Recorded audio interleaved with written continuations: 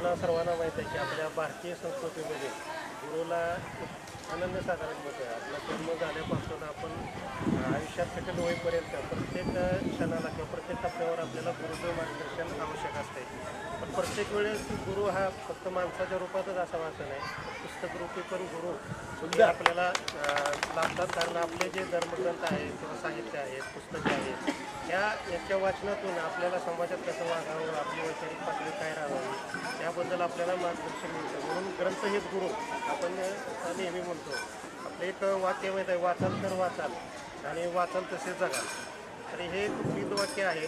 हे जे ग्रंथ आहे, ग्रंथाचं वाचनातूनच आपल्याला आकाळ ज्ञान मिळतात. मॅडम म्हणलं तसं हे आजकाल डिजिटायझेशनमुळे काय झालं, आपण व्हॉट्सअप युनिव्हर्सिटीचे विद्यार्थी जातो. म्हणजे आपण कोणताही अभ्यास न करता फक्त व्हॉट्सअपवर जे येतं आहे तेच आपण खरं मानून पुढे आपण हे करतो. तर खरं जे आपलं ज्ञान आहे ते सगळं हे ग्रंथरूपात साठवून ठेवलेलं आहे. माझी विषय सरांना पण विनंती असेल की आपण आता डिजिटायझेशन आपण ॲक्सेप्ट केलं पाहिजे.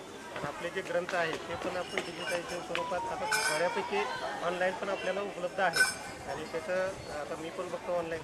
म्हणजे काय झालं, आता आपण आपल्याला वेळ नाही, म्हणजे खरं सांगायचं म्हणजे वेळ नाही, जे आपल्याला डिजिटायझेशन ॲक्सेप्ट करावंच लागणार आहे. त्यामुळे आपले ग्रंथ जे आखाड ज्ञान जे आपलं ह्याच्यामध्ये आहे ग्रंथरूपात आहे ते डिजिटायझेशनमध्ये पण लक्षात येईल.